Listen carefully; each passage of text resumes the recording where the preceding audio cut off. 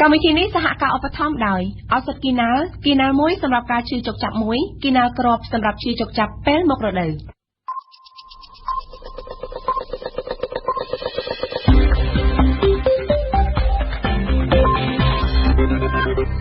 ជំរាបសួរលោកស្រីនាងកញ្ញាលោកអ្នកនាងកំពុងស្ដាប់ការផ្សាយរបស់វិទ្យុបារាំងអន្តរជាតិ RFE នៅពេលនេះម៉ោង 7 យប់កម្មវិធីព័ត៌មានដោយសួងសុខធារីកម្ពុជាទាត់ចោលការចោទប្រកាន់របស់ថៃការរំលឹកខួប10ឆ្នាំរបស់លោកជាវិជាអ្នកចូលរួមអំពាវនាវឲ្យរដ្ឋាភិបាលបញ្ឈប់អំពើហិង្សាសង្គមស៊ីវិល181អង្គភាពប្រកាសដាក់ញត្តិជូនទូតបរទេសបន្តទៀតក្រុមហ៊ុនវិនិយោគចិនរងការរិះគន់គណៈប្រមុខរដ្ឋាភិបាលខ្មែរណែនាំឲ្យមានការដោះស្រាយគោលនយោបាយជូនប្រជាជនចំណែកព័ត៌មានអន្តរជាតិនៅប្រទេសថៃក្រុមប្រឆាំងបន្តធ្វើបាតកម្មមិនខ្វល់នឹងក្រិតដាក់ក្រុងបាងកកស្ថិតនៅក្នុងភាពអាសន្នរឿងសម្ងាត់លាក់លុយរបស់មេដឹកនាំកម្ពុជារបស់ចិន RFE ក្រសួងការបរទេសកម្ពុជាបានច្រានចោលការចោទប្រកាន់របស់កងទ័ពជើងទឹកប្រទេសថៃដែលថាកម្ពុជាបានបញ្ជូនមនុស្សឲ្យចូលទៅក្នុងប្រទេសថៃដើម្បីចូលរួមគាំទ្ររដ្ឋាភិបាលលោកស្រីយីងឡាក់ថ្លែងប្រាប់វិទ្យុបារាំងអន្តរជាតិ RFE នៅរសៀលថ្ងៃពុធទី22មករានេះលោកកុយគួងអ្នកនាំពាក្យក្រសួងការបរទេសកម្ពុជាបានថ្លែងថាការចោទប្រកាន់របស់យោធាជើងទឹកថៃដែលអះអាងថាមានរថយន្តដឹកពលរដ្ឋកម្ពុជាទៅកាន់ប្រទេសថៃនោះគឺជាការចោទប្រកាន់ទាំងងងើលហើយថាកម្ពុជាតែងតែណែនាំពលរដ្ឋរបស់ខ្លួនមិនឲ្យចូលរួមសកម្មភាពណាមួយនៅក្នុងប្រទេសថៃឡើយយ៉ាងណាក៏ដោយលោកកុយគួងបានអះអាងថាក្រសួងការបរទេសថៃក៏បានចេញមកបកស្រាយថាការចោទប្រកាន់នោះគឺជារឿងប្រឆាចពីការពិតដែរគូរំលឹកថាការបដិសេធយ៉ាងដាច់អហិង្ការយ៉ាងដូចនេះក្រោយពេលមេដឹកនាំទ័ពជើងទឹកថៃម្នាក់កាលពីថ្ងៃច័ន្ទដើមសប្តាហ៍កន្លងទៅបានចោទប្រកាន់ថាមានពលរដ្ឋខ្មែរប្រមាណជា10លានត្រូវបានដឹកបញ្ជូនចូលទៅក្នុងប្រទេសថៃសូមស្ដាប់លោកកុយគួងខ្ញុំសូមធ្វើការបដិសេធយ៉ាងដាច់អហិង្ការចំពោះការចោទប្រកាន់ដោយគ្មានមូលដ្ឋានរបស់នីតិវិធីជើងទឹកថៃដែលថាមានគេនាំយកពលរដ្ឋកម្ពុជាចូលធ្វើបាតកម្មប្រឆាំងនឹងការតវ៉ានៅទីក្រុងបាងកក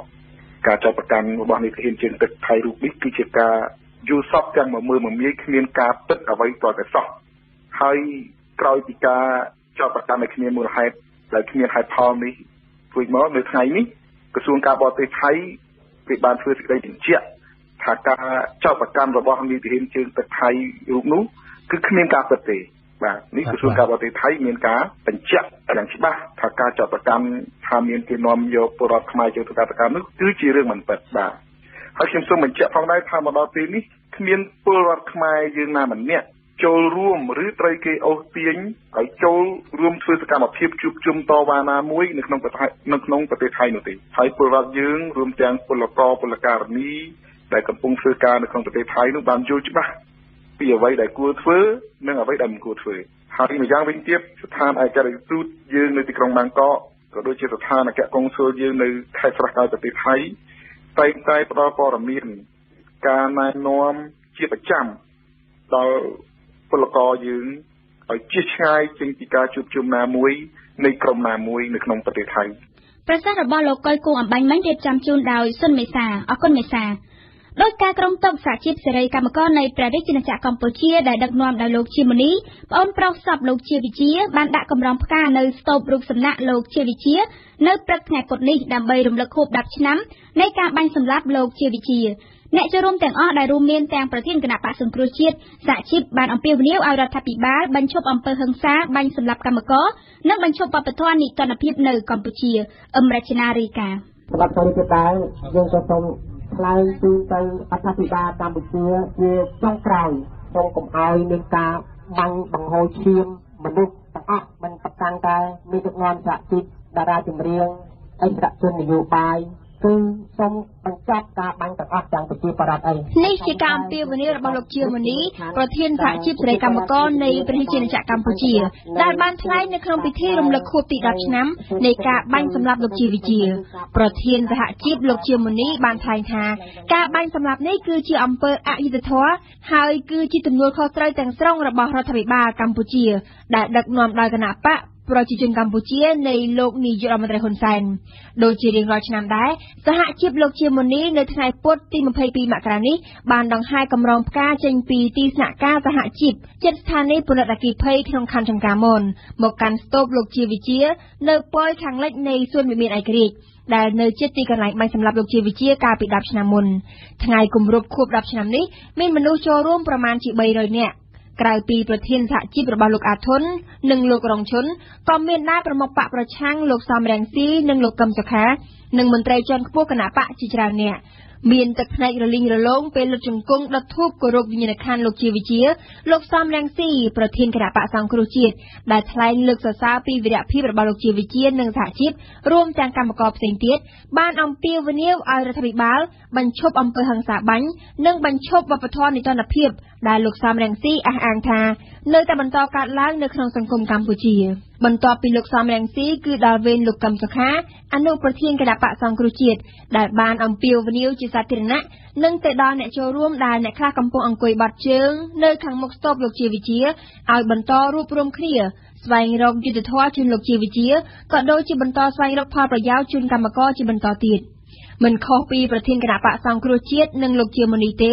លោករងឈុននិងលោកអាធុនដែលបានចូលរួមក្នុងពិធីរំលឹកខួបនេះក៏បានស្នើឲ្យរដ្ឋាភិបាលស្វែងរកយុត្តិធម៌ជូនអ្នកដែលត្រូវបាញ់សម្លាប់ដែលមានលោកជាវិជាលោករស់វណ្ណរ៉េតលោកហ៊ីវធីនិងកម្មករដែលត្រូវបានបាញ់សម្លាប់នៅក្នុងថ្ងៃផ្ទុះអំពើហិង្សាកាលពីដើមខែមករានេះផងដែរ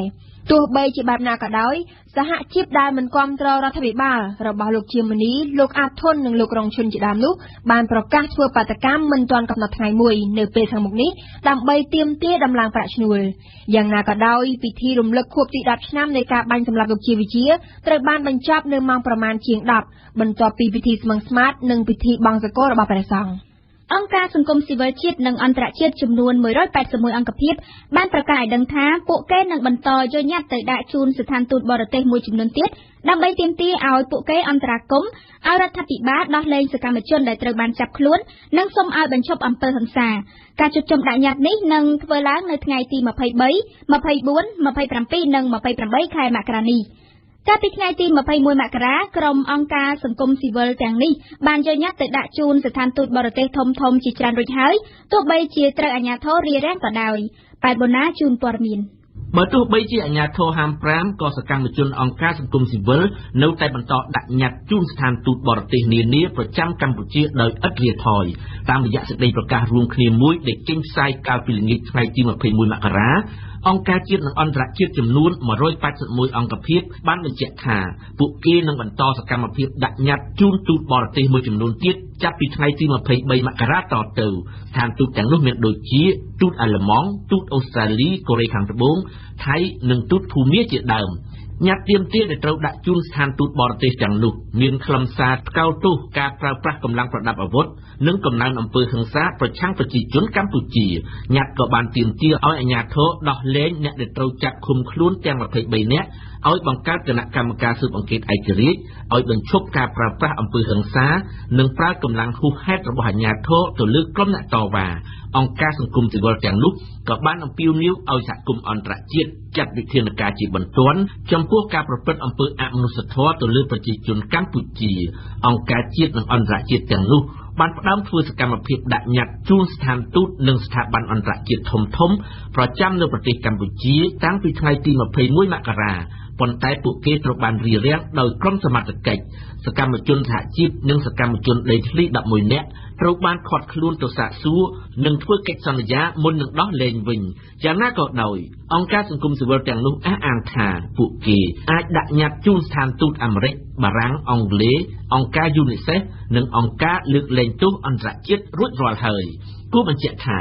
អាជ្ញាធររដ្ឋាភិបាលបានហាម5មិនឲ្យមានការជួបជុំធ្វើបាតកម្មទៀតឡើយចាប់តាំងពីការផ្ទុះអំពើហិង្សាកាលពីថ្ងៃទី2និងទី3មករាមក ក្រោមហេតុផលរក្សាសន្តិសុខនិងសណ្ដាប់ធ្នាប់សង្គម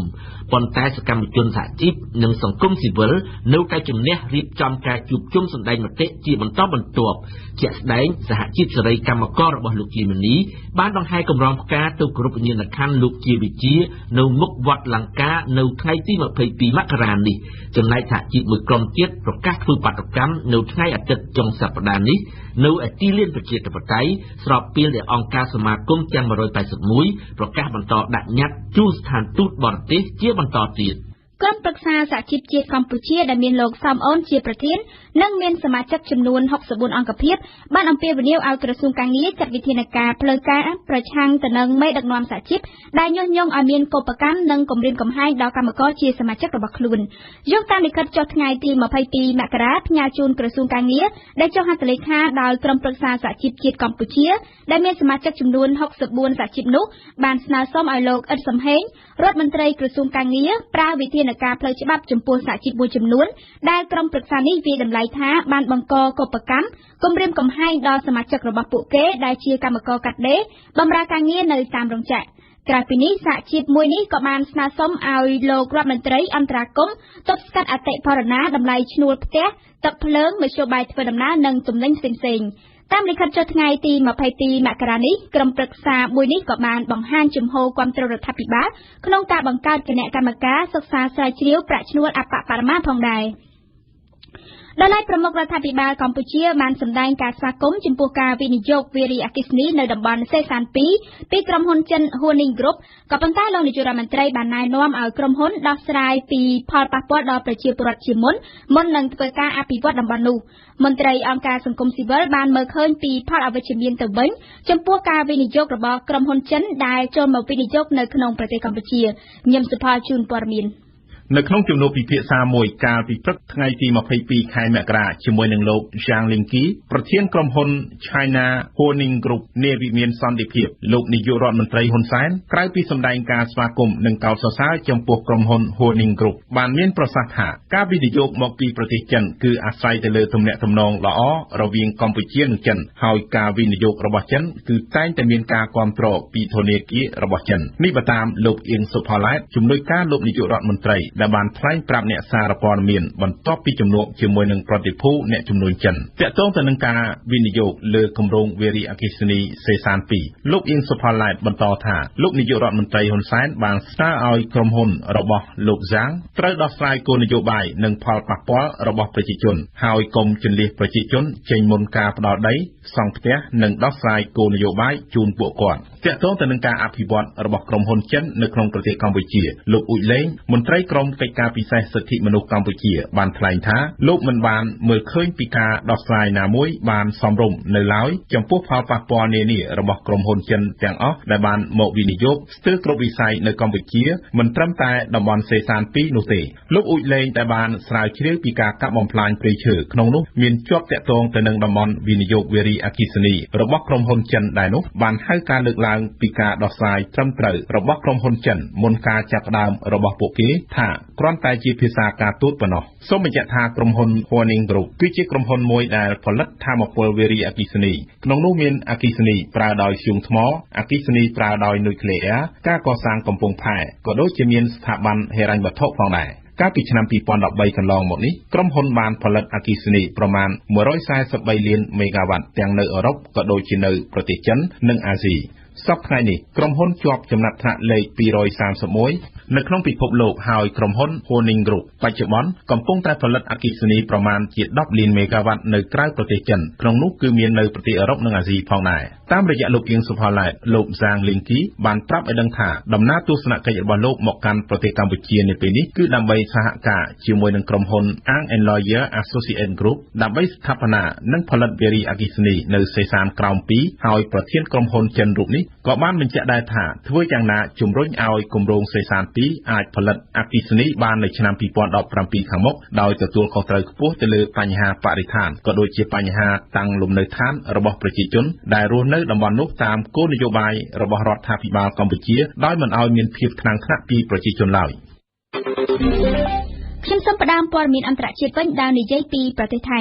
ក្រុមអ្នកប្រឆាំងនៅតែបន្តចលនាបាតកម្មរបស់ខ្លួនទាមទារឲ្យលោកស្រីយីងឡាក់ស៊ីណាវ៉ាត់ចុះចេញពីតំណែងដដែលមិនរអែកនឹងអ្វីឡើយបើទោះបីជាក្រុងបាងកកនិងខេត្តជុំវិញត្រូវប្រកាសដាក់ក្នុងស្ថានភាពអាសន្នតាំងពីល្ងាចម្សិលមិញសម្រាប់រយៈពេល60ថ្ងៃក៏ដោយម្យ៉ាងវិញទៀតសម្ពាធអាចនឹងកាន់តែធ្ងន់ធ្ងរបន្ថែមមួយកម្រិតទៀតពីលើការដាក់រដ្ឋធានីទៅក្នុងភាពអាសន្នដោយហេតុតែមានករណីបាញ់ប្រហារព្យាបាទគ្នាកើតមានឡើងនៅតាមខេត្តដោយទំនងជាមកពីមូលហេតុនយោបាយអៀងសុកមីរាយការណ៍មេដឹកនាំចលនាអាវក្រហមថៃម្នាក់ដែលគាំទ្ររដ្ឋាភិបាលត្រូវបានជន់មិនស្គាល់មុខបាញ់រះពីលើឡានបង្កឲ្យរបួសដៃនិងជើងក្នុងខណៈដែលលោកខ្វាំងឆៃប្រៃប្រាណាកំពុងតែអង្គុយលេងនៅក្នុងផ្ទះ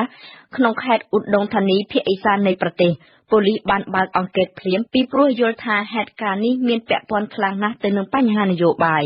ការវាយប្រហារនេះអាចធ្វើឲ្យភាពតានតឹងកាន់តែប៉ោងឡើងថែមមួយកម្រិតទៀតក្នុងខណៈដែលក្រុងបាងកកត្រូវបានដាក់ឲ្យស្ថិតនៅក្នុងភាពអាសន្នចាប់ពីថ្ងៃពុធនេះតទៅសម្រាប់រយៈពេល60ថ្ងៃសេចក្តីសម្រេចរបស់រដ្ឋាភិបាលនេះធ្វើឡើងក្នុងបំណងទប់ស្កាត់ចលនាបាតកម្មដើម្បីឲ្យដំណើរការបោះឆ្នោតមុនអាណត្តិថ្ងៃទី2កុម្ភៈអាចប្រព្រឹត្តទៅបានក៏ប៉ុន្តែបាតកោជាអ្នករាជានិយមជាក្រុមអាវលឿងមិនខ្វល់នឹងការដាក់ក្រុងបាងកកនេះក្នុងភាពអាសន្ននេះឡើយពួកគេនៅតែបន្តប្រមូលផ្ដុំគ្នាស្រែកទាមទារឲ្យលោកស្រីនាយករដ្ឋមន្ត្រីចុះចេញពីអំណាចនិងចង់បិទបញ្ចប់ប្រព័ន្ធដឹកនាំថាក់ស៊ីនពីព្រោះយល់ថាលោកអតីតនាយករដ្ឋមន្ត្រីថាក់ស៊ីនឈីណាវ៉ាត់ដែលកំពុងតែនិរទេសខ្លួននៅបរទេសបន្តញាក់ខ្សែដឹកនាំប្រទេសពីក្រៅខ្នងប្អូនស្រីបើតាមប៉ូលីសមានបាតកោប្រមាណជា 5000 នាក់បានប្រមូលផ្ដុំគ្នានៅព្រឹកមិញតាមចំណុចផ្សេងៗគ្នាក៏ប៉ុន្តែចំនួនអាចនឹងកើនឡើងថែមទៀតនៅពេលល្ងាចប៉ុន្តែរហូតមកទល់នឹងម៉ោងនេះពុំទាន់ឃើញមានការបង្ក្រាបអ្វីណាមួយទេរដ្ឋាភិបាលរបស់លោកស្រីយីងឡាក់អ្វីត្បិតតែបានប្រកាសដាក់ក្រុងបាងកកឲ្យស្ថិតនៅក្នុងភាពអាសន្នផ្ដល់សិទ្ធិឲ្យមានការហាមឃាត់បាតកម្មនិងឃាត់ខ្លួនមែនក៏ប៉ុន្តែអាជ្ញាធរនេះមិនបានបញ្ជាក់អំពីវិធានការដែលត្រូវអនុវត្តទេគឺខុសពីវិបត្តិឆ្នាំ2010ដែលកាលនោះរដ្ឋាភិបាលលោកអភិសិទ្ធបានអនុញ្ញាតឲ្យមានការបាញ់គ្រាប់ពិតទៅលើបាតកោមុននឹងក្រុមយោធាបើកយុទ្ធនាការគាស់បំបាយបាតកម្មរហូតមានស្លាប់90នាក់និងរបួសជិត 2000 នាក់រុញច្រានប្រទេសថៃឲ្យស្គាល់វិបត្តិដ៏ធ្ងន់ធ្ងរនិងការបែងចែកយ៉ាងច្បាស់លាស់រវាងអ្នកក្រុងការពាររាជានិយមនិងអ្នកជនបទជាមួយគ្នានេះដែររដ្ឋាភិបាលជប៉ុននៅថ្ងៃពុធនេះបានអំពាវនាវឲ្យមានការដោះស្រាយបញ្ហាដោយសន្តិវិធីនៅក្នុងប្រទេសថៃខណៈពេលអាមេរិកក៏បានទទូចឲ្យគ្រប់ភាគីថៃបង្ហាញការអត់ធ្មត់និងទប់ស្កាត់កុំបង្កអំពើហិង្សាក្នុងពេលពួកបាតកោមិនគោរពច្បាប់គ្រាអាសន្នរដ្ឋាភិបាលក្រុង Washington បានថ្កោលទោសអំពើហិង្សានិងបានអំពាវនាវឲ្យមានការស៊ើបអង្កេតលើឧបទ្ទវហេតុវាយប្រហារដោយគ្រាប់បែកដែលធ្វើឲ្យមានមនុស្សស្លាប់និងរបួសរាប់សិបនាក់ចំណែករដ្ឋាភិបាលជប៉ុនបាននិយាយថាពួកគេនឹងសិក្សាអំពីវិធានការដើម្បីធានាសុវត្ថិភាពពលរដ្ឋជប៉ុនព្រមទាំងដំណើរការនៃក្រុមហ៊ុនជប៉ុននៅប្រទេសថៃនៅកូរ៉េខាងត្បូងអតីតមេដឹកនាំភ្នាក់ងារចារកិច្ចកូរ៉េខាងត្បូងម្នាក់ត្រូវបានតុលាការកាត់ទោសដាក់ពន្ធនាគារ2ឆ្នាំពីបទទទួលសំណូកចំណែកនៅប្រទេសចិនជាមហាអំណាចសេដ្ឋកិច្ចទី2លើពិភពលោកសេដ្ឋកិច្ចដែលស៊ីរួមផ្ទៃក្នុងដោយអំពើពុករលួយក្នុងជួរថ្នាក់ដឹកនាំកំពូលតែម្ដងនេះបើតាមការបង្ហើបឲ្យដឹងរបស់ក្រុមអ្នកសារព័ត៌មានផ្នែកស៊ើបអង្កេតអន្តរជាតិសាច់ញាតិក្រុមគ្រួសារមេដឹកនាំកំពូលចិនមានជាអាចគ្រួសារត្រកូលលោកប្រធានាធិបតីស៊ីជីនពីងលោកអតីតនាយករដ្ឋមន្ត្រីវេនជាបាវសុទ្ធតែបានប្រើល្បិចលួចលាក់លុយនៅក្រៅប្រទេសក្នុងប្រទេសដែលគេចាត់ទុកថាជាឋានសួគ៌សារពើពន្ធដើម្បីកុំឲ្យមើលឃើញជាសាធារណៈទំហំទ្រព្យធនដ៏មហាសាលរបស់ពួកគេនេះបើយោងតាមក្រុមអ្នកសារព័ត៌មានផ្នែកស៊ើបអង្កេតអន្តរជាតិយើងស្ដាប់អៀងសុកមិញក្រុមអ្នកសារព័ត៌មានផ្នែកស៊ើបអង្កេតអន្តរជាតិបានរកឃើញតាមរយៈឯកសារជាច្រើនថាមានអតិថិជនចិនដីគោកចិនហុងកុងប្រមាណជិត 22,000 នាក់មានឈ្មោះក្នុងបញ្ជីក្រុមហ៊ុនបរទេស offshore នៃបណ្ដាប្រទេសជាឋានសួគ៌សារពើពន្ធនៅក្នុងសំណុំឯកសារមហាសម្ងាត់ទាំង 2.5 លានដែលក្រុមអ្នកសារព័ត៌មានផ្នែកស៊ើបអង្កេតអន្តរជាតិបានទទួលគឺអាចប្រឡត់ឲ្យស្គាល់ថាមេដឹកនាំនយោបាយកម្ពុជាចិនជានរណាសមាជិកសភាប្រជាជនចិនសាច់ញាតិរបស់អតីតប្រធានាធិបតីចិនហ៊ូជីនតាវអតីតនាយករដ្ឋមន្ត្រីលីពេងឬក៏លោកដេងសៀវពីងបិតាបើកចំហសេដ្ឋកិច្ចក្នុងទសវត្សរ៍ឆ្នាំ1970 សុទ្ធតែមានឈ្មោះនៅក្នុងពិភពឋានសួគ៌សារពើពន្ធទាំងអស់មិនខុសអ្វីពីក្រុមសាច់ញាតិរបស់លោកស៊ីជីនពីងប្រធានាធិបតីចិនបច្ចុប្បន្ននិងលោកវេនជាបាល់អតីតនាយករដ្ឋមន្ត្រីពីឆ្នាំ2003ដល់ឆ្នាំ2013ដែលធ្លាប់ជួបរឿងអាស្រូវអ្នកកាសែតរកឃើញទ្រព្យដ៏មហាសាលរបស់ក្រុមគ្រួសារកាលពីឆ្នាំ2012នោះឡើយបើតាមការលំអិតរបស់ក្រុមស៊ើបអង្កេតអន្តរជាតិនេះដដែលម្ចាស់ក្រុមហ៊ុនវិនិយោគអចលនទ្រព្យដែលបានក្លាយទៅជាបងថ្លៃរបស់លោកស៊ីជីនពីងនៅឆ្នាំ2006មានលាក់ទ្រព្យធនពាក់កណ្ដាលនៅកោះ Viach របស់អង់គ្លេសដោយប្រើឈ្មោះក្រុមហ៊ុន Excellent S for Property Development ចំណែកឯកូនប្រុសលោកវិនជាបាល់ក៏បានចូលទៅក្នុងពិភពឋានសួគ៌សារពើពន្ធនេះដូចគ្នាក្រោមឈ្មោះក្រុមហ៊ុនដែលមានអ្នកដឹកនាំនិងម្ចាស់ភាគហ៊ុនតែលោកម្នាក់ឯង 90% នៃអ្នកមានចិនដីគោកតែងតែប្រើឈ្មោះក្រុមហ៊ុនបរទេសមកពីកោះ Viach របស់អង់គ្លេសដោយមានជំនួយពីបស្ចិមប្រទេសភាពមានបានរបស់អ្នកដឹកនាំចិនដែលជាសំណុំរឿងរលាកមិនត្រូវបានអនុញ្ញាតឲ្យលើកយកមកនិយាយពីព្រោះអ្នកទទួលខុសត្រូវចិនជាផ្លូវការត្រូវតែបម្រើប្រជាជនដោយគ្មានទាមទារប្រយោជន៍ការបង្ហាញនេះធ្លាក់មកតែពី3ថ្ងៃប៉ុណ្ណោះក្រោយពេលដែលលោកវេនជាបាល់បានបោះផ្សាយភាពស្អាតស្អំប្រកាសថាមិនបានប្រើឥទ្ធិពលដើម្បីប្រយោជន៍គ្រួសារនៅថ្ងៃពុធនេះកងទ័ព AFP ប្រមាណជា 4,000 នាក់បានប្រមូលផ្តុំគ្នានៅប្រទេសសូម៉ាលីដើម្បីចូលរួមបម្រើការងារជាផ្លូវការជាមួយសហភាពអាហ្វ្រិកដែលគាំទ្រដោយអង្គការសហប្រជាជាតិនៅក្នុងប្រទេសខណៈពួកគេកំពុងតែព្យាយាមបង្កើនប្រតិបត្តិការប្រឆាំងនឹងក្រុមឧទាមស៊ីបាតដែលជាបណ្ដាញរបស់ក្រុមអាល់កៃដា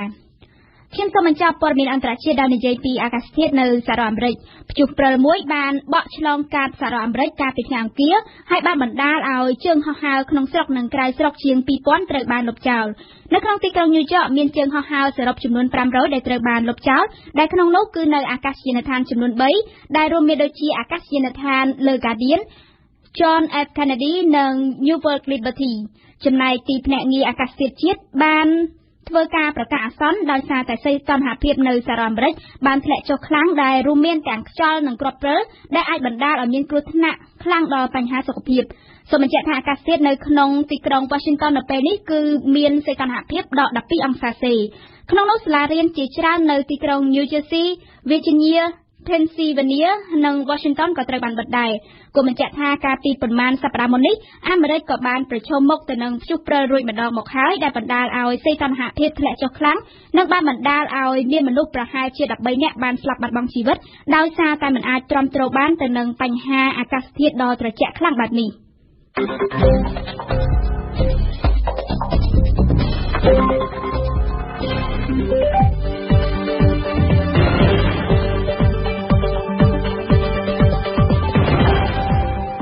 វិទ្យុបារាំង RFI ភ្នំពេញ 92 MHz សៀមរាប 92 MHz បាត់ដំបងក្រុងព្រះសីហនុនិងកំពង់ចាម 94.5 MHzលោកអ្នកស្ដាប់ជាទីមេត្រីជាបន្តទៀតនេះលោកអ្នកនាងនឹងបានស្ដាប់កម្មវិធីផ្សាយរបស់យើងដែលក្នុងនោះរួមមានដំបូងគឺជានីតិភាវប្រចាំថ្ងៃនេះអមរជនាបានជួបសម្ភាសផ្ទាល់ជាមួយនឹងលោក Joslan Dode ប្រធានអង្គការ Taramana ស្ដីពីការប្រកួតសម្ដែងសិល្បៈដែលមានឈ្មោះហៅថា Taramana Academy លើកទី 4 បន្ទាប់មកទៀតគឺជានីតិព្រឹត្តិការណ៍អន្តរជាតិប្រចាំថ្ងៃសេនឌីណាចូលខ្លួនមកអន្តរាគមន៍ពីការបើកសន្និសីទក្រុង Geneva ស្ដីពីវិបត្តិសេរីនៅថ្ងៃពុធនេះនៅក្នុងនីតិបទយកាវិញថ្ងៃនេះអឹមណាវិននឹងនិយាយអំពីភរិយានិងសហការីរួមអាជីពរំលឹកអនុស្សាវរីយ៍ជាមួយនឹងលោកវ៉ាន់ពៅនិងនៅចុងបញ្ចប់នៃកម្មវិធីរបស់យើងគឺជានីតិសុខភាពនិងអនាម័យរបស់អៀងសុមិញថ្ងៃនេះសុមិញនឹងលើកឡើងអំពីថាតើស្ករមានគ្រោះថ្នាក់ចំពោះសុខភាពមែនឬ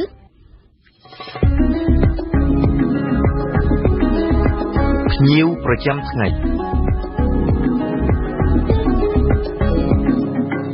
ប្រចាំថ្ងៃរបស់វិទ្យុបារាំងអន្តរជាតិ RFI នៅថ្ងៃពុធទី22មករានេះគឺលោក Joslan Dode ប្រធានអង្គការ Taramana អង្គការ Taramana ជាអង្គការដែលផ្ដល់ជូនកុមារនៅតំបន់បឹងសាឡាងនៅការហូបចុកសមរម្យការថែទាំសុខភាពដ៏ល្អប្រសើរនិងការអប់រំដ៏មានគុណភាពនៅថ្ងៃសុក្រទី24មករាខាងមុខនេះអង្គការ Taramana នឹងរៀបចំការប្រកួតសម្ដែងសិល្បៈដែលមានឈ្មោះហៅថា Taramana Academy លើកទី 4 ចង់ដឹងថាតើការប្រកួតសម្ដែងសិល្បៈ Taramana Academy ជាអ្វីនិងធ្វើឡើងដើម្បីអ្វីសូមអញ្ជើញលោកអ្នកនាងស្ដាប់កិច្ចសម្ភាសន៍រវាងអឹមរជនានិងលោក Joslan Dode ដូចតទៅសូមជម្រាបសួរលោក Joslan Dode Bonjour. ខ្ញុំសូមអរគុណលោកដែលបានអញ្ជើញមកដល់ស្ទូឌីយោរបស់វិទ្យុបារាំងអន្តរជាតិដើម្បីអនុញ្ញាតឲ្យយើងបានសម្ភាសន៍លោកនៅថ្ងៃនេះនៅថ្ងៃសុក្រទី24ខាងមុខនេះអង្គការ Tharamana របស់លោកនឹងរៀបចំការប្រកួតការសម្ដែងមួយហៅថា Tharamana Academy មុននឹងយើងពិភាក្សាលម្អិតពីការប្រកួតការសម្ដែងនេះខ្ញុំសូមអញ្ជើញលោកណែនាំបន្តិចអំពីអង្គការ Tharamana ថាតើបង្កើតឡើងពីពេលណាហើយនឹងបង្កើតឡើងដើម្បីអ្វីដែរ Oui, alors Tharamana, c'est une petite ONG locale qui a été créée en 2005, donc ça fait déjà 8 ans. Et cette association, cette ONG, អង្គការ Tharamana គឺជាមជ្ឈមណ្ឌលដ៏តូចមួយដែលមានទីតាំងនៅភាគខាងជើងនៃទីក្រុងភ្នំពេញដែលនៅក្នុងភូមិបឹងសាឡានហើយអង្គការមជ្ឈមណ្ឌល Tharamana នោះមានក្មេងៗចំនួន160នាក់ហើយសកម្មភាពដែលពួកយើងកំពុងធ្វើដើម្បីជួយក្មេងៗចំនួន160នាក់នោះគឺពួកយើងផ្ដល់ឲ្យពួកគេនៅការហូបចុកមួយដ៏សមរម្យ ការថែទាំសុខភាពមួយដ៏ល្អប្រសើរនិងការអប់រំមួយដ៏មានគុណភាពល្អទាំងនេះគឺជាគោលបំណងរបស់ពួកយើងនៅក្នុងមជ្ឈមណ្ឌលអង្គការ Tharamana ចានិយាយអំពីការប្រកួតការសម្ដែង Tharamana Academy វិញម្ដងអង្គការរបស់លោកនឹងបានរៀបចំការប្រកួតនេះ3លើកមកហើយក្នុងរយៈពេល6ឆ្នាំចុងក្រោយនេះថាតើការប្រកួតការសម្ដែង Tharamana Academy នេះជាអ្វីហើយនឹងធ្វើឡើងក្នុងគោលបំណងអ្វីដែរ Alors en fait, ce spectacle Tharamana Academy, c'est une occasion en fait pour tous les enfants de l'association Tharamana de s'exprimer au travers de sketchs de théâtre en français, à travers l'hip-hop, de la danse contemporaine traditionnelle, un beatboxer et un Michael Jackson très beatboxer និងការសម្ដែងដោយ Michael Jackson ខ្មែរជាដើម ការសម្ដែងទាំងអស់ដែលលោកបានរៀបរាប់មកនេះតើក្មេងៗនឹងចេះមកពីណាដែរលោក Alors en fait, ils apprennent par eux-mêmes depuis 8 ans dans l'association, ils ont l'occasion de s'entraîner avec même aussi des intervenants extérieurs, notamment des partenaires de l'ONG qui ont les américaines qui viennent hip-hop, nous avons la chance de recevoir cette année la grande symbolisante qui est une professionnelle du théâtre qui vient nous donner un coup de pouce pour encadrer les enfants pour le théâtre français, et puis ជនជាតិបារាំងម្នាក់ដែលគាត់គឺជាអ្នកសម្ដែងអក្សរជាតិនៅប្រទេសបារាំងគាត់បានមកជួយបង្ហាត់ក្មេងៗនៅក្នុងអង្គការផងដែរ Ça il faut le dire quand même អញ្ចឹងអ្នកចូលរួមប្រកួតនឹងសុទ្ធតែជាអ្នករៀននៅក្នុងអង្គការ Tharamana នឹងទាំងអស់ចា៎ Oui, là ils s'entraînent depuis des semaines voire des mois pour le spectacle et on veut faire un spectacle de qualité. Tharamana Academy ទាំងអស់គឺពួកគាត់សុទ្ធតែរៀននៅអង្គការ Tharamana ហើយពួកគាត់គឺសុទ្ធតែធ្លាប់បានវឹកហាត់រាប់ខែមានរហូតដល់ទៅរាប់ឆ្នាំផងដែរហើយគាត់សង្ឃឹមថាការសម្ដែងនោះគឺជាការសម្ដែងមួយដ៏មានគុណភាពដ៏ល្អដែរជាការសម្ដែងមួយដ៏ល្បីនិងអាចល្បីជាង clip Gangnam Style ដែលពួកយើងបានថតដោយក្មេងៗនៅក្នុងមជ្ឈមណ្ឌលនោះផងដែរគឺមានរហូតដល់ការមើលនៅក្នុង YouTube ចំនួន 820,000 ការមើលនៅក្នុង YouTube ផងដែរ ធម្មតាបាននិយាយពីការប្រកួតវាតែងតែមានហើយជ័យលាភីចាតើជ័យលាភីពីការប្រកួត Tharamana Academy នេះត្រូវបានជ្រើសរើសដោយរបៀបណា Le jury sera composé de personnalité de l'ambassade de France, il y aura le juge Jean-Marc Laverne, il y aura Madame Debel, qui est la présidente de Barangue, et nous allons avoir à décerner les prix, et des prix, il y aura 5 prix, il y aura le prix Madame Debel, acteur de théâtre, de danse, Madame Kibel, la Coquille, un nouveau film que les jurys devront décerner dans cette soirée. ដល់ជ័យលាភីពួកយើងគឺចែកចេញជា 5 ផ្នែកទី 1 ការជ្រើសរើសនៅអ្នកសម្ដែងល្ខោនជាភាសាបារាំងហើយទី 2 គឺការជ្រើសរើសនៃការរាំមួយដ៏ល្អហើយទី 3 គឺការជ្រើសរើសនៃការរាំ hip hop ហើយទី 4 គឺការជ្រើសរើសពិសេសទី 5 នោះគឺការសម្ដែងរបស់ Song Triangle de la Maison នៅថ្ងៃសុក្រទី24មករាខាងមុខនេះនឹងមានការប្រកួតការសម្ដែងសិល្បៈ Tharamana លើកទី 4 មានវិញ្ញាសាអ្វីខ្លះដែលនឹងត្រូវសម្ដែងជូនទស្សនិកជននៅថ្ងៃនោះចា៎ Pour ce spectacle du 24, il y aura donc un numéro de théâtre en français, un numéro de hip-hop, de la danse moderne,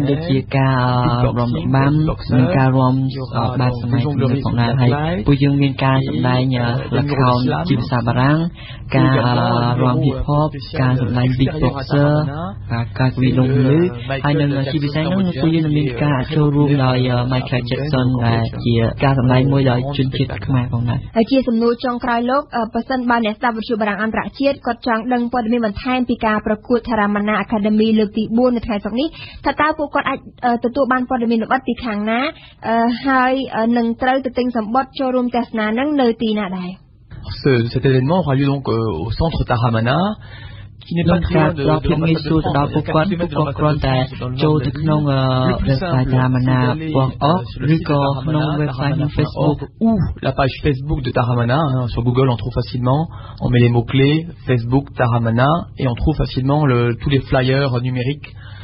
On trouve le plan d'accès pour aller au centre Taramana. Et sinon pour acheter les tickets, soit on peut les acheter sur place, mais c'est encore mieux si on va les chercher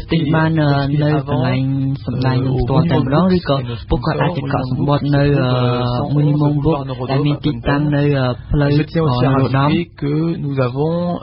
une grande tombola qui aura lieu ce soir-là avec plus de $1,500 de lots, avec en particulier des smartphones LG,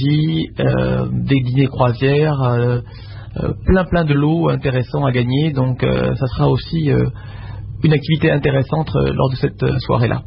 ចាសូមអរគុណលោក Jocelyn Dode ដែលបានផ្ដល់កិច្ចសម្ភារដល់វិទ្យុបារាំងអន្តរជាតិនៅថ្ងៃនេះខ្ញុំសូមជម្រាបជូនលោកអ្នកស្ដាប់ថាលោក Jocelyn Dode ជាប្រធានអង្គការ Taramana សូមអរគុណនិងសូមជម្រាបលាលោក Merci beaucoup.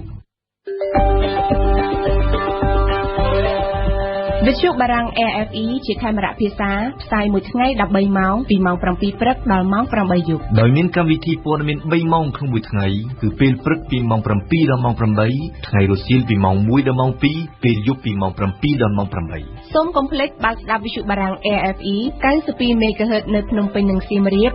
94.5 MHz នៅបាត់ដំបងក្រុងព្រះសីហនុនិងកំពង់ចាម ស្ដាប់វិទ្យុបារាំងដើម្បីស្គាល់ពិភពលោកកាន់តែច្បាស់និងដើម្បីទទួលចំណេះដឹង អរគុណរចនាដែលបានរៀបចំបទសម្ភាសន៍ស្ដីពីការប្រកួតសម្ដែងសិល្បៈដែលមានឈ្មោះហៅថា Taramana Academy លើកទី 4 ព្រឹត្តិការណ៍អន្តរជាតិប្រចាំថ្ងៃ នៅក្នុងនីតិព្រឹត្តិការណ៍អន្តរជាតិប្រចាំថ្ងៃនៅថ្ងៃនេះសេឌីណានឹងចូលខ្លួនមកអន្តរាគមន៍ជុំវិញសន្និសីទអន្តរជាតិស្ដីពីវិបត្តិសេរីដែលចាប់ផ្ដើមបើកធ្វើនៅក្នុងប្រទេសស្វីសនៅថ្ងៃនេះជំរាបសួរឌីណា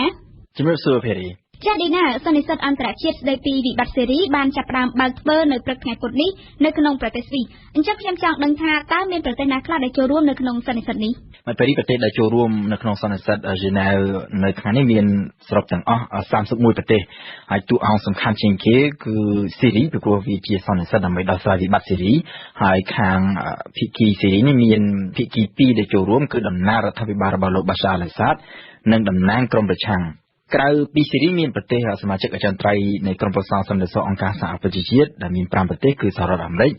អង់គ្លេស បារាំង ចិន និងរុស្ស៊ីហើយក្រៅពីនេះទៀតមានប្រទេស 25 ផ្សេងទៀតដែលភាគច្រើនជាប្រទេសអារ៉ាប់ឬប្រទេសកាន់សាសនាអ៊ីស្លាម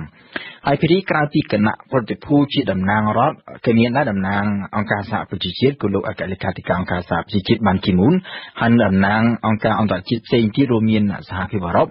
សម្ព័ន្ធអារ៉ាប់និងអង្គការសហប្រតិបត្តិការអ៊ីស្លាមដែលចូលរួមនៅក្នុងសន្និសីទនឹងដែរហើយគណៈប្រតិភូដែលចូលរួមនៅក្នុងសន្និសីទភាគច្រើនដឹកនាំដោយរដ្ឋមន្ត្រីការបរទេសភារី ចាឌីណាអញ្ចឹងតើអ្វីទៅគឺជារបៀបវារៈនៃកិច្ចប្រជុំនេះ សម្រាប់ថ្ងៃទី 1 ហ្នឹងមិនមានការចរចាគ្នាណាមួយទេគឺជាថ្ងៃបើកសន្និសីទដែលមានដឹកនាំគណៈប្រតិភូនីមួយៗនាំគ្នាឡើងថ្លែងសន្ទរកថាម្នាក់ម្ដងហើយរហូតតទៅដល់ថ្ងៃសុក្រទើបកិច្ចចរចាចាប់ផ្ដើមបើកធ្វើហើយការចរចាហ្នឹងនឹងត្រូវធ្វើឡើងតែរវាងភាគីចំនួននៅក្នុងប្រទេសសេរីប៉ុណ្ណោះ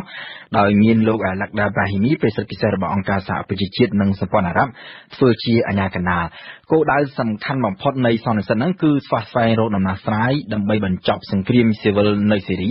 ហើយដំណោះស្រាយហ្នឹងត្រូវធ្វើទៅតាមគោលការណ៍ដែលគេបានឯកភាពគ្នានៅក្នុងសន្និសីទកាលពីខែមិថុនាឆ្នាំ 2012 ដែលគេហៅថាសន្និសីទ Genève លើកទី 1 ហើយអ្វីដែលគេបានឯកភាពគ្នាក្នុងសន្និសីទ Geneva លើកទី1ហ្នឹងគឺការដោះស្រាយវិបត្តិតាមរយៈការបង្កើតរដ្ឋាភិបាលបណ្ដោះអាសន្នមួយដែលមានអំណាចពេញលេញខាងនីតិប្រតិបត្តិនិងដែលមានការចូលរួមពីគ្រប់ភាគីចំនួននៅក្នុងប្រទេសសេរី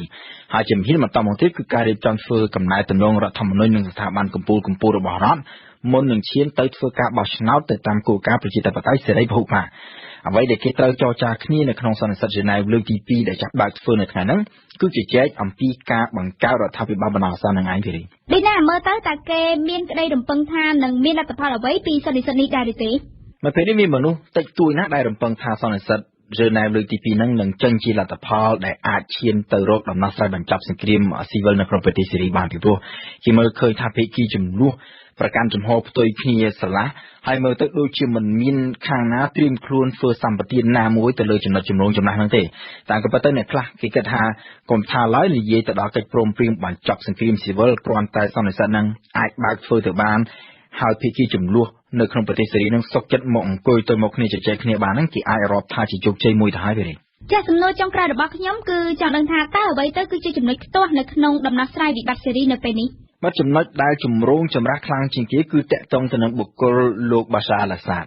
ក្រុមប្រឆាំងសេរីបានទាមទារដាច់ខាតថារាល់ដំណោះស្រាយណាក៏ដោយគឺត្រូវធ្វើឡើងដោយគ្មានវត្តមានលោកអាសាដត្រូវតែចុះចេញពីអំណាចហើយមិនអាចមានវត្តមាននៅក្នុងរដ្ឋាភិបាលបណ្ដោះអាសន្នបានទេពីព្រោះគេអះអាងថាលោកអាសាដមានបាក់ដៃប្រឡាក់ឈាមប្រជាជនស៊ីវិលសេរីរាប់ម៉ឺននាក់គឺប្រជាជនដែលស្លាប់នៅក្នុងវិបត្តិ3ឆ្នាំកន្លងទៅហ្នឹងចំណែកទីខាងរដ្ឋាភិបាលសេរីវិញគេនៅតែប្រកាន់ជំហរតឹងរឹងដូចពីមុនដដែលគឺលោកអាសាដនឹងមិនចោះចេញពីអំណាចជាដាច់ខាតហើយមិនត្រឹមតែប៉ុណ្្នឹងទេលោកអាសាដខ្លួនឯងផ្ទាល់ទើបនឹងបានប្រកាសនៅក្នុងបទសម្ភាសន៍ជាមួយនឹងទីភ្នាក់ងារព័ត៌មានបារាំង AFP នៅមុនពេលបើកសន្និសីទក្រុង Geneva ថា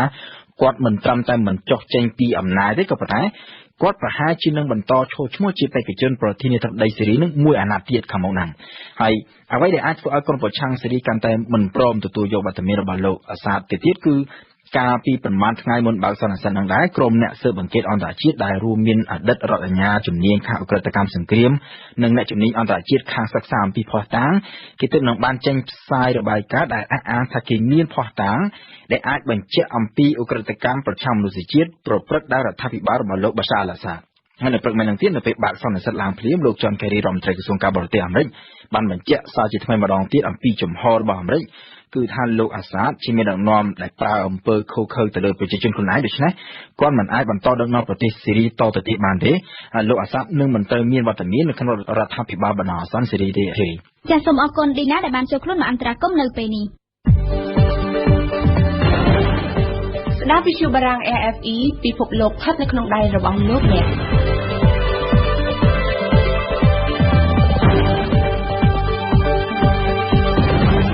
លោកអ្នកនាងកំពុងស្ដាប់ការផ្សាយជាខេមរៈភាសារបស់វិទ្យុបារាំងអន្តរជាតិ RFE បទយូការយៈពេល71ខែហើយដែលលោកវ៉ាន់ពៅបានជាប់ឃុំជាមួយនឹងមនុស្ស22នាក់ផ្សេងទៀតអ្នកស្រីប្រាក់សវណ្ណីភរិយារបស់លោកវ៉ាន់ពៅនិងសហការីរួមការងារជាមួយនឹងសកម្មជនសហជីពរូបនេះបានរំលឹកអនុស្សាវរីយ៍ទាំងឡាយកាលពីគាត់នៅមានសេរីភាពអ្នកស្រីប្រាក់សវណ្ណីអះអាងថាសុខភាពរបស់ប្តីគាត់កាន់តែទ្រុឌទ្រោមនៅពេលនេះទ្រុឌទ្រោមដោយសារតែលោកវ៉ាន់ពៅមានជំងឺប្រចាំកាយនិងដោយសាររងការវាយដំរបស់សមត្ថកិច្ចនៅពេលចាប់ខ្លួនកាលពីថ្ងៃទី2មករាផងដែរសូមអញ្ជើញលោកអ្នកនាងស្ដាប់បទយការបស់អឹមណាវិនដូចតទៅគ្រាន់តែគេចាប់គាត់ព្រឹបគឺខ្ញុំធ្វើអត់កើតទេខ្ញុំយំរហូតខ្ញុំឈឺចាប់ដោយសារខ្ញុំឃើញទស្សនវិជ្ជាគេវាយប្តីខ្ញុំផ្ទាល់ភ្នែកហើយនៅពេលដែលខ្ញុំចូលមកដល់ទីនេះអត់ចង់ជួយដោយសារខ្ញុំឃើញទស្សនវិជ្ជាគាត់ទាំងអស់នៅក្នុងទីនេះចាប់តាំងពីលោកត្រូវបានចាប់ខ្លួនកាលពីថ្ងៃទី2មករាមកបន្ទប់ធ្វើការរបស់គាត់បានបិទទ្វារបើទោះបីជាសកម្មភាពសមាគមអ្នកប្រជាធិបតេយ្យឯករាជ្យនៃសេដ្ឋកិច្ចក្រៅប្រព័ន្ធមិនរអាក់រអួលយ៉ាងណាក្តីវាជាការិយាល័យដែលមានទំហំប្រមាណជា3ម៉ែត្រ4ជ្រុង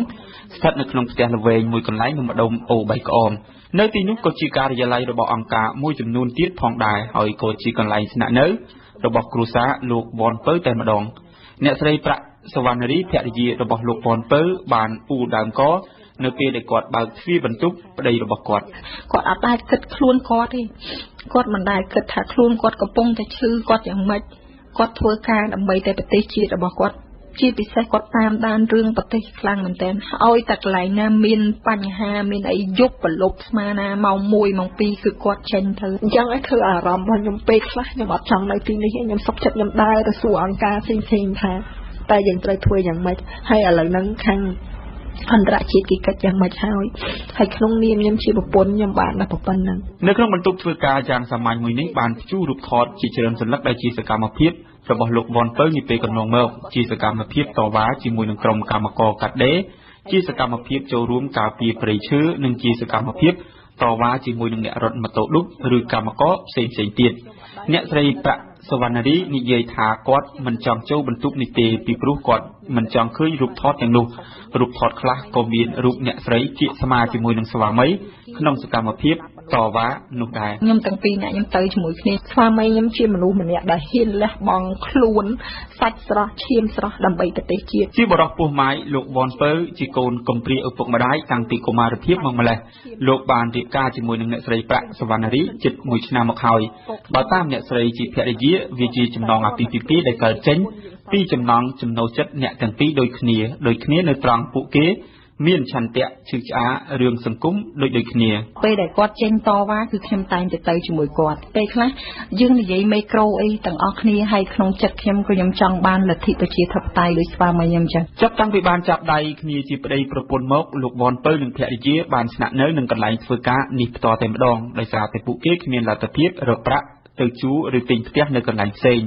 នេះជាការបញ្ជាក់របស់អ្នកស្រីប្រាក់សវណ្ណារីជាមួយនឹងទឹកមុខស្ងួតតាមក៏ពិតទៅមិនមែនយើងមិនចង់ជួកន្លែងផ្សេងទេយើងចង់ពីព្រោះនឹកឃើញថាយើងជាប្រធានស្ថាប័នមួយយើងអត់ចង់ឲ្យគេមើលងាយយើងទេតែដោយសារតែស្ថានភាពរបស់យើងបើមិនយើងចេញទៅនៅក្រៅយើងត្រូវចំណាយលុយមួយផ្នែកទៀតហើយពេលឥឡូវហ្នឹងគឺយើងអត់មានលទ្ធភាពក្នុងការចំណាយទេអញ្ចឹងយើងសុខចិត្តនៅទីនេះយើងធ្វើមុខក្រាស់ណាស់តាមពិតអត់ចង់នៅទេចាដោយសារតែយើងពិបាកមែនតើអញ្ចឹងយើងសុខចិត្តមកទ្រាំនៅទីនេះហើយយើងជាថ្នាក់ដឹកនាំគេគឺយើងមានចិត្តអញ្ចឹងយើងសុខចិត្តចំណាយទឹកភ្លើងឲ្យគេខ្លះបង្កើតសមាគមអ្នកប្រជាធិបតេយ្យឯករាជ្យនៃសេដ្ឋកិច្ចក្រៅប្រព័ន្ធនៅក្នុងឆ្នាំ2005ក្រោយពីបានដឹកនាំសហជីពកម្មករកាត់ដេរអស់មួយរយៈនិងក្រោយពេលដែលបានប្រកបរបរជាអ្នករត់ម៉ូតូឌុបលោកវ៉ាន់ពៅភាគច្រើនធ្វើការនៅក្រៅការិយាល័យដោយលោកបានចូលរួមដោះស្រាយបញ្ហានានាជូនដល់អ្នកដែលមានប្រាក់ចំណូលទាបដូចជាអ្នករត់ម៉ូតូឌុបជាដើមនេះបើតាមសម្ដីអ្នកស្រីប្រាក់សវណ្ណារីដែលជាភរិយានិងមិត្តភ័ក្តិរួមការងារដទៃទៀតសំបីតែរាល់ដងនៅពេលដែលគាត់ឈឺអីចឹងគាត់ព្យួរសេរ៉ូមនៅពេទ្យទេគ្រាន់តែគាត់ឮថាថ្ងៃហ្នឹងដោះលែងគេមានការទៀមទាដោះលែងយកមកផាឬលោកពូមុំសំណងដូគាត់ផ្ដាច់សេរ៉ូមចោលដើម្បីទៅជួយគេភ្លាមនៅពេលដែលគាត់ស្រែកអីចឹងគាត់ឈឺខ្លាំងគាត់សុកចិត្តចងខ្សែពូឃើញមកវឹកដែលគាត់នេះគាត់ចងកម្មាហ្នឹងចងនៅពោះគាត់ចងហ្នឹងដើម្បីទៅពេលដែលគាត់ស្រែកហ្នឹងកុំឲ្យឈឺអាស្នាមរបួសរបស់គាត់ហ្នឹងនៅពេលមកដល់គាត់ហើមិនអាស្នាមរបួសរបស់គាត់ដែលវះហ្នឹងគាត់ចុកខ្លាំងមែនតើមកដល់ផ្ទះគាត់សុកចិត្តដេកធ្ងោញ៉ាំថ្នាំតែទៅដល់គាត់ស្រែកកាន់ក្បាលមីក្រូស្រែកអត់ខ្លាចអីទាំងអស់បើតាមខ្ញុំដឹងទៅបងវ៉ាន់ពៅគឺមនុស្សគាត់គឺគាត់ជាមនុស្សដែលធ្វើការដើម្បីជាតិគាត់មិនគិតពីប្រយោជន៍ខ្លួនឯងទេគាត់ធ្វើការគាត់សម្រាប់គាត់ជួយការងារកម្មករឬកម្មករវិស័យសេដ្ឋកិច្ចក្រៅប្រព័ន្ធគាត់មានធ្វើការទៀមទាការចុះតម្លៃសាំងដើម្បីជីវភាពរបស់ប្រជាពលរដ្ឋអីចឹងទៅគាត់មុខឡើងខ្មៅមុខខ្មៅមាត់ដោយសារគាត់ចង់ជួយបងប្អូនកម្មករគាត់មិនគិតពីបាយទៅឲ្យគាត់ទាំងគាត់មានជំងឺក៏គាត់នៅទៅចូលពេលកម្មករគាត់មានបញ្ហាចឹងទៅគាត់តែងទៅជួយដើម្បីរកយុត្តិធម៌ឲ្យកម្មករជំនួយញឹកសិទ្ធិលោកញឹកសិទ្ធិសហការីរបស់លោកវ៉ាន់ពៅម្នាក់ទៀតលោកសិទ្ធិបានធ្វើការនៅក្នុងសមាគមអ្នកប្រជាធិបតេយ្យឯករាជ្យនៃសេដ្ឋកិច្ចក្រៅប្រព័ន្ធនេះអស់រយៈពេល8ឆ្នាំមកហើយលោកនិយាយពីស្នាដៃធំៗដែលសមាគមដឹកនាំដោយលោកវ៉ាន់ពៅសម្រេចបានថាអ្វីដែលជាស្នាដៃគឺយើងមើលឃើញគឺបាន3ចំណុចទី1យើងប្រមូលផ្ដុំមនុស្សឲ្យបានចូលរួមក្នុងសមាគមទី1ទី2យើងទាមទារឲ្យមានការការនោះវាមានតកតងបញ្ហាពន្ធផ្លូវតម្លៃពន្ធផ្លូវការនោះគឺខ្ពស់ណាស់មិនតាមហៅថាស្តង់ដារដែលខាងស្ថាប័នគេដាក់កំណត់មកគឺយកតម្លៃលើសអញ្ចឹងយើងបានទាមទារឲ្យតម្លៃការនោះខ្ពស់រហូតមកនៅត្រឹមតម្លៃដដែលមួយទៀតតកតងបញ្ហាច្បាប់ចរាចរណ៍កន្លងមកការដែលបលិសចរាចរណ៍ការផាកពិន័យគឺមានអត់មានរសួយទេហើយយកចំនួនលើសពីច្បាប់ដែលបានកំណត់អញ្ចឹងយើងធ្វើការទាមទារចំណុចអស់នោះយើងទទួលបានជោគជ័យរហូតដល់ថ្ងៃនេះរាល់ការផាកពិន័យអ្វីទាំងប្រមាណគឺ មានការចេញរស័យហើយមិនត្រឹមប៉ុណ្ណោះជាពលរដ្ឋដែលទៅផលិតផាកហ្នឹងគឺទាមទារយករស័យពីប៉ូលីសមកទៀតអញ្ចឹងហើយជាចំណុចមួយដែលទទួលបានជោគជ័យហើយអ្វីដែលពិសេសនោះគឺឃើញថាលោកប៉ុនពៅឲ្យតែមានព្រឹត្តិការណ៍អ្វីមួយដែលតាក់ទងបញ្ហាសង្គមតាក់ទងបញ្ហាសិទ្ធិតាក់ទងបញ្ហានេះគឺលោកតែងតែចូលរួមធ្វើសកម្មភាពជាមួយដើម្បីធ្វើម៉េចឲ្យមានយុត្តិធម៌មួយនៅក្នុងសង្គម លោកវ៉ាន់ពៅត្រូវសមត្ថកិច្ចចាប់ខ្លួនកាលពីថ្ងៃទី 2 មករាកន្លងមកនេះនៅពេលដែលលោកចូលរួមជាមួយនឹងចលនាបាតកម្មទាមទារដំឡើងប្រាក់ខែរបស់កម្មករកាត់ដេរលោកកំពុងជាប់ឃុំនៅក្នុងពន្ធនាគារត្រពាំង ខ្លុងក្នុងខេត្តកំពង់ចាមជាមួយនឹងសកម្មជនសិទ្ធិមនុស្សនិងកម្មករចំនួន 22 រូបផ្សេងទៀតការឃុំខ្លួនស្វាមីរបស់គាត់នៅឆ្ងាយពីភ្នំពេញបានធ្វើឲ្យអ្នកស្រីប្រាក់សវណ្ណរីស្ទើរតែរកមធ្យោបាយទៅសួរសុខទុក្ខប្តីបានចានិយាយឲ្យស្មោះត្រង់ទៅឥឡូវនេះគឺខាងអង្គការលីកាដូគេជួលឡានឲ្យខ្ញុំមួយតែគាត់ជួយយើងតែយើងក៏យើងត្រូវការជួយខ្លួនឯងខ្លះដែរគាត់មិនមែនជួយយើងទាំងស្រុងទេណាតែខ្ញុំបានសុំពីអង្គការផ្សេងៗទៅគេផ្ដល់ជួយយើងហើយតែគ្រាន់តែថាការចំណាយនឹងច្រើនមែនតើដោយសារតែយើងគ្រាន់តែទៅហើយមកយើងចាក់សាំងនឹង$50បាត់ទៅហើយយើងត្រូវការទិញស្អីឲ្យគាត់ទៀតទុកលុយឲ្យគាត់ចាយសុខភាពរបស់លោកវ៉ាន់ពៅជាក្តីបារម្ភធំរបស់អ្នកស្រីប្រាក់សវណ្ណរីដែលជាភរិយានៅពេលដែលខាងសង្គមស៊ីវិលបានមើលឃើញពីការជាប់ឃុំមនុស្សទាំង23នាក់នោះថាខុសពីច្បាប់ជំងឺក្រពះជំងឺពោះវៀនជំងឺផ្សេងទៀតដែលលោកវ៉ាន់ពៅមានមុនពេលចាប់ខ្លួនវាបានបង្ករោគកាន់តែធ្ងន់ធ្ងរនៅពេលនេះបើតាមអ្វីដែលអ្នកស្រីប្រាក់សវណ្ណរីអះអាងស្វាមីរបស់គាត់មានសភាពស្លេកស្លាំងហើយប្រសិនជាលោកវ៉ាន់ពៅមិនត្រូវបានដោះលែងមុនពេលត្រូវទៅជួបជាមួយនឹងគ្រូពេទ្យតាមការកំណត់ទេនោះគាត់បារម្ភខ្លាចថាសុខភាពប្តីរបស់គាត់មិនអាចកែបាននៅក្នុងខែ2ថ្ងៃទី18ហ្នឹងគឺត្រូវដល់ពេលដែលគាត់ត្រូវទៅជួបពេទ្យហើយពេលដែលខ្ញុំបានទៅជួបគាត់ហ្នឹងគឺគាត់មានស្ថានភាពគឺយ៉ាប់មែនតែម្ដងថានៅពេលដែលយប់ឡើងគាត់គេងទីនោះតិចទី1ក្បាលរបស់គាត់ឈឺដោយសារគេវាយត្រូវអញ្ចឹងទៅហើយទី2នេះគឺគាត់ចុកខ្លាំងមែនតែនៅកន្លែងដែលគេទាត់ចំកន្លែងគេគាត់វះហ្នឹងពេលដែលគាត់ក្អកហ្នឹងគាត់សឹងធ្លាក់ឈាមចេញមកគាត់ចុកខ្លាំងមែនតែណាគាត់ថាបើសិនបើគាត់នៅទីនោះប្រហែលជាគាត់ស្លាប់នៅក្នុងទីនោះក៏មិនដឹង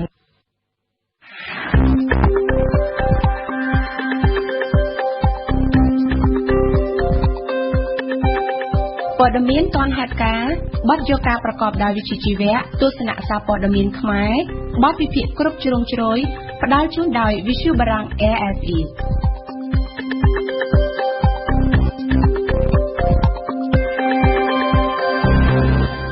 អគុណវណ្ណដែលបានរៀបចំបទជការស្ដីពីភរិយានិងសហការីរួមអាជីពរំលឹកអនុស្សាវរីយ៍ជាមួយលោកវ៉ាន់ពៅលោកអ្នកស្ដាប់ជាទីមេត្រីប្រសិនបើលោកអ្នកខកខានមិនបានស្ដាប់ការផ្សាយផ្ទាល់កម្មវិធីព័ត៌មានរបស់យើងលោកអ្នកនាងក៏អាចស្ដាប់ឡើងវិញឬក៏ទាញយកអត្ថបទព័ត៌មានណាមួយក៏បានដែលលោកអ្នកចង់បានដោយគ្រាន់តែចូលទៅកាន់គេហទំព័ររបស់វិទ្យុយើងដែលមានអាសយដ្ឋាន www.khmer.rfi.fr សុខភាពនិងអនាម័យស្គរនាពេលបច្ចុប្បន្ននេះត្រូវបានជាប់ចោទថាជាដើមហេតុនៃការបង្កឲ្យមានជំងឺធាត់ជ្រុលទឹកនោមផ្អែមលើសឈាមមានជំងឺសរសៃឈាមបេះដូងជាដើមអ្នកប្រយុទ្ធប្រឆាំងគ្រោះថ្នាក់បង្កឡើងដោយស្គរបានបរិហាជាពិសេសថាការបង្កើតវត្តមានស្គរក្នុងចំណីអាហារត្រូវលាក់បាំងមិនអាចមើលឃើញតើស្គរពិតជាបង្កគ្រោះថ្នាក់ដល់សុខភាពមែនឬតើត្រូវបរិភោគក្នុងកម្រិតណាទើបល្អឲ្យបានគ្រប់គ្រាន់សម្រាប់ឆ្លើយតបទៅនឹងតម្រូវការរបស់សរីរាង្គកាយមួយទៀតតើស្គរពិតជាមានទំនាក់ទំនងបង្កជំងឺមហារីកមែនឬជុំវិញចម្ងល់ទាំងនេះសូមអញ្ជើញលោកអ្នកនាងស្ដាប់ការបកស្រាយរបស់អៀងសុមិញដូចតទៅបើយល់ទៅតាមព័ត៌មានភស្តុតាងនិងការផ្សព្វផ្សាយនាពេលបច្ចុប្បន្ននេះការទទួលទានស្ករច្រើនហួសហេតុពិតណាស់ថានឹងបង្កផលអាក្រក់ដល់សុខភាពគ្រោះថ្នាក់ចំពោះសុខភាពនេះអាចមានទំហំប្រហាក់ប្រហែលគ្នានឹងការទទួលទានសុរាសម្រាប់រយៈពេលវែងតែតិចជាងគ្រោះថ្នាក់បង្កឡើងដោយបារីយើងមិនស្លាប់ភ្លាមដោយសារការបរិភោគស្ករច្រើនហួសហេតុទេតែស្ករគឺជាអាវុធធ្វើបាបមនុស្សយ៉ាងសម្ងាត់ដោយបង្កជាជំងឺរ៉ាំរ៉ៃយ៉ាងច្រើននាពេលអនាគតស្ករត្រូវបានគេចាត់ទុកថាជាអាហារដែលមានលក្ខណៈញៀនលក្ខណៈនេះគឺត្រូវបានរកឃើញនិងបកស្រាយបញ្ជាក់ដោយការពិសោធន៍តាមផ្លូវអារម្មណ៍ការពិសោធន៍របស់បារាំងបានបង្ហាញថាការទាក់ទាញដោយស្ករខ្លាំងជាងដោយគ្រឿងកូកាអ៊ីនគ្រឿងញៀនទៅទៀតទាំងមនុស្ស ទាំងសត្វសុទ្ធតែទាក់ទាញដោយសារធាតុស្ករសារធាតុផ្អែមសូម្បីតែខ្លាឃ្មុំក៏ត្រៀមប្រយុទ្ធដើម្បីបានសម្បុកឃ្មុំស៊ីដែរសារធាតុស្ករសារធាតុផ្អែមនេះត្រូវបានកំណត់ថាមានលក្ខណៈបន្ថែមដែលហេតុថាបើបានញ៉ាំហើយគឺចង់ញ៉ាំទៀតបើញ៉ាំកាន់តែច្រើននឹងចង់បានកាន់តែបន្ថែមនៅពេលក្រោយគេអាចបែងចែកស្ករជាពីរប្រភេទគឺស្ករដែលមានសកម្មភាពយឺតនិងស្ករដែលមានសកម្មភាពលឿនការបែងចែកប្រភេទស្ករនេះហាក់ដូចជាបុរាណបន្តិចហើយក៏ប៉ុន្តែពាក្យនេះអាចជួយអស់លុននាងក្នុងការកំណត់សម្គាល់សន្ទុះជាតិស្ករហ្គ្លីសេមីបានស្ករដែលមានសកម្មភាពលឿនគឺសំដៅយកសារធាតុស្ករដែលងាយជ្រាបក្នុងឈាមងាយធ្វើឲ្យជាតិស្ករក្នុងឈាមឡើងបានលឿនស្ករប្រភេទនេះត្រូវបានគេរកឃើញជាទូទៅនៅក្នុងដុំស្ករសម្រាប់ដាក់នៅក្នុងកាហ្វេភេសជ្ជៈផ្អែមស្ករគ្រាប់ស្ករសូកូឡាលាក់និងលាក់ទទួលទានភ្លាមនិងស្រូបចូលទៅក្នុងខ្លួនក្នុងឈាមយ៉ាងឆាប់រហ័ស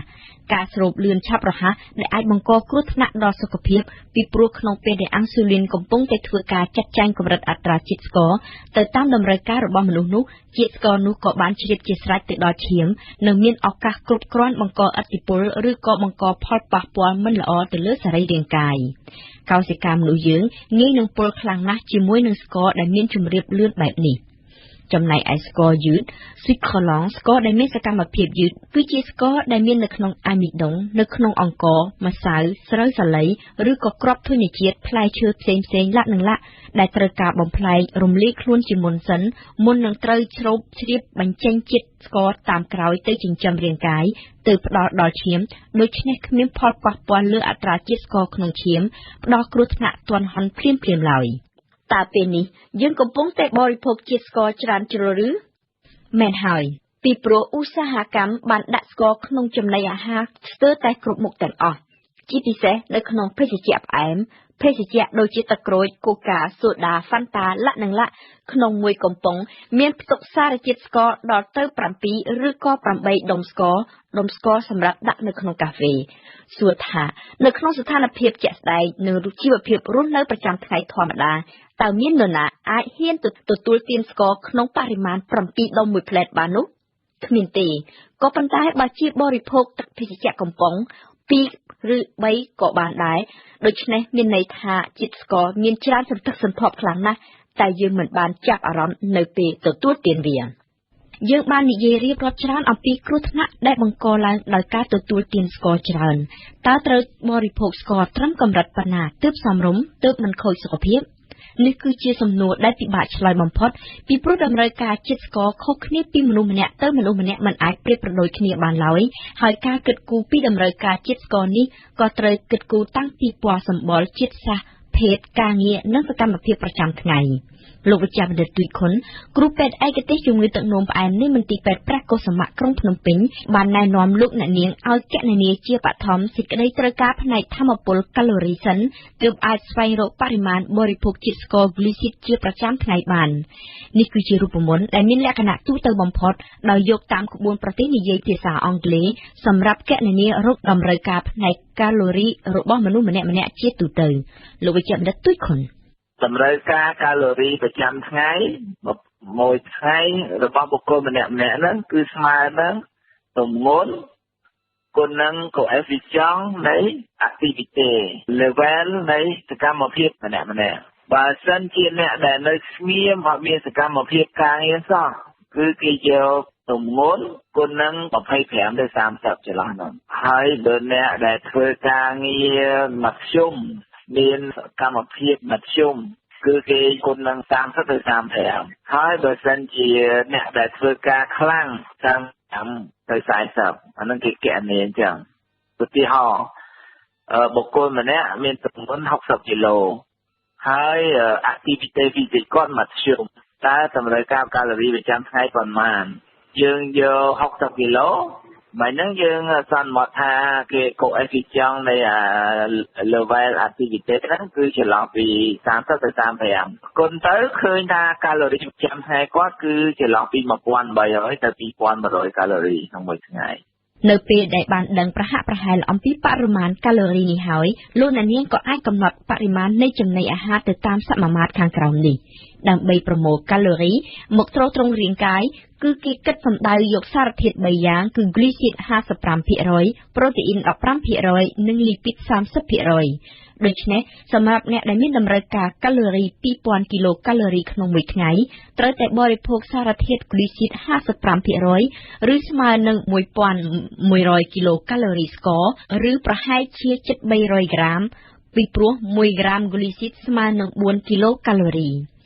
ក៏ប៉ុន្តែសូមបញ្ជាក់ជាថ្មីម្ដងទៀតថាការគិតគូរនេះគឺជាក្បួនលក្ខណៈទូទៅប៉ុណ្ណោះប៉ុន្តែសូមចងចាំម្យ៉ាងទៀតថាដោយសារតែរបៀបរស់នៅរបស់យើងបដូរផ្លាស់សម័យកាន់តែជឿនលឿនភាពមមាញឹកការខ្វះពេលវេលាបានផ្ដល់ឱកាសយ៉ាងខ្លាំងដល់ឧស្សាហកម្មចំណីអាហារស្ករដែលឧស្សាហកម្មចំណីអាហារយកមកប្រើប្រាស់នាពេលបច្ចុប្បន្ននេះគឺ zero glucose ធ្វើអំពីពោតបំប្លែងទៅជា fructose ស្ករប្រភេទនេះត្រូវបានប្រើប្រាស់នៅក្នុងឧស្សាហកម្មតាំងជាង20ឆ្នាំមកហើយបើទោះបីជាគេដឹងថាស្ករប្រភេទនេះអាចផ្ដល់ផលអាក្រក់ខ្លាំងមាន metabolism មិនអនុគ្រោះទាល់តែសោះពីព្រោះ fructose នេះមានសន្តានខុសពី fructose របស់ផ្លែឈើដែលជ្រាបចូលទៅក្នុងថ្លើមយ៉ាងលឿនបំផុតរួចបំផ្លាញខ្លួនទៅជាខ្លាញ់បង្កឲ្យថ្លើមមានខ្លាញ់ច្រើនថ្លើមខ្លាញ់ងាយកើតជំងឺរលាកហើយជំងឺរលាកថ្លើមងាយបង្កជាជំងឺមហារីកដូច្នេះស្ករប្រភេទនេះគឺមិនអនុគ្រោះសោះសម្រាប់មនុស្សម្យ៉ាងវិញទៀតចំពោះស្ករដែលយើងប្រើប្រាស់ហៅថាស្ករស្គមរហូតមកទល់នឹងពេលនេះមិនប្រកាសថានឹងបង្កឲ្យមានជំងឺមហារីកទេក៏ប៉ុន្តែអ្វីដែលច្បាស់លាស់នៅក្នុងការសិក្សាសត្វដែលស៊ីស្ករស្គមមានការបង្កជំងឺមហារីកច្រើនការសិក្សា3បានផ្ដល់លទ្ធផលដូចគ្នាគឺមានគ្រោះកើតជំងឺមហារីកក៏ប៉ុន្តែចំពោះមនុស្សគេគ្មានភស្តុតាងនៅឡើយទេការសិក្សាជាលក្ខណៈតូចតាចគឺមិនអាចយកមកធ្វើជាអំណះវិទ្យាសាស្ត្របានឡើយបានត្រឹមតែបង្ហាញថាអ្នកដែលបានទទួលទានស្ករស្គមជាប់ជាប្រចាំរយៈពេលយូរមានគ្រោះកើតជំងឺមហារីកផ្លោកនោមច្រើនជាងអ្នកដែលមិនទទួលទានសោះតែប៉ុណ្ណោះក៏ប៉ុន្តែការសិក្សាមួយផ្សេងទៀតដែលសំខាន់និងអាចទុកចិត្តបានបង្ហាញថាការបរិភោគស្ករស្គមច្រើនជាប្រចាំគឺមិនដូចជាអ្វីដែលគ្រប់គ្នាជឿលឺឡើយស្ករស្គមនេះមិនបានធ្វើឲ្យចុះគីឡូទេតែការសិក្សាបែរជាបង្ហាញអំពីចំណងទាក់ទងរវាងការបរិភោគស្ករស្គមច្រើនជាប់ជាប្រចាំទៅនឹងការឡើងទម្ងន់ទៅវិញរោគសញ្ញាឈានទៅរកជំងឺទឹកនោមផ្អែមនិងជំងឺទឹកនោមផ្អែមតែម្ដងចំពោះអ្នកដែលចូលចិត្តទទួលទានភេសជ្ជៈផ្អែមទឹកក្រូច gas ដែលដាក់ថា light ពីព្រោះគេបានបញ្យល់ថាខួរក្បាលតែងតែបញ្ជាប្រាប់សរីរាង្គផ្សេងៗនៅពេលបានទទួលទានជាតិផ្អែមថាកំពុងតែទទួលកាឡូរីក៏ប៉ុន្តែពេលនេះជាមួយនឹងការបរិភោគជាតិស្ករស្គមខួរក្បាលមិនដឹងជាតិជ្រៅមិនអាចបញ្ជាប្រាប់អ្វីបានថាគ្រប់គ្រាន់ហើយឬនៅនោះទេឆ្អែតក៏មិនឆ្អែតអីចឹងយើងចេះតែញ៉ាំលើសពីតម្រូវការវិទ្យុបារាំង RFE ជាខេមរៈភាសាផ្សាយមួយថ្ងៃ13ម៉ោងពីម៉ោង7ព្រឹកដល់ម៉ោង8យប់ដោយមានកម្មវិធីព័ត៌មាន3ម៉ោងក្នុងមួយថ្ងៃគឺពេលព្រឹកពីម៉ោង7ដល់ម៉ោង8ថ្ងៃរសៀលពីម៉ោង1ដល់ម៉ោង2ពេលយប់ពីម៉ោង7ដល់ម៉ោង8សូមកុំភ្លេចបើកស្ដាប់វិទ្យុបារាំង RFE 92 MHz នៅភ្នំពេញនិងសៀមរាប 94.5 MHz នៅបាត់ដំបងក្រុងព្រះសីហនុនិងកំពង់ចាមស្ដាប់វិទ្យុបារាំងដើម្បីស្គាល់ពិភពលោកកាន់តែច្បាស់និងដើម្បីទទួលចំណេះដឹងអ្នកខ្ញុំសូមបញ្ជាក់ថាប្រសិនបើលោកអ្នកចង់បានវិធីកណនារតម្រូវការកាឡូរីសម្រាប់សារពាង្គកាយរបស់លោកអ្នកក៏អាចចូលទៅកាន់គេហទំព័ររបស់វិទ្យុយើងគឺ www.khmer.rfi.fr ហើយចុចទៅលើនីតិសុខភាពនិងអនាម័យដែលនៅខាងស្ដាំដៃលោកអ្នកស្ដាប់ជាទីមេត្រីកម្មវិធីព័ត៌មានរយៈពេល1ម៉ោងរបស់យើងបានខិតជិតដល់ទីបញ្ចប់ហើយប៉ុន្តែមុននឹងបញ្ចប់ខ្ញុំសូមសង្ខេបជូននៅព័ត៌មានសំខាន់ៗប្រចាំថ្ងៃឡើងវិញក្រសួងការបរទេសកម្ពុជាបានច្រានចោលការចោទប្រកាន់របស់កងទ័ពជើងទឹកប្រទេសថៃដែលថាកម្ពុជាបានបញ្ជូនមនុស្សឲ្យចូលប្រទេសថៃដើម្បីចូលរួមគាំទ្ររដ្ឋាភិបាលលោកស្រីយីងឡាក់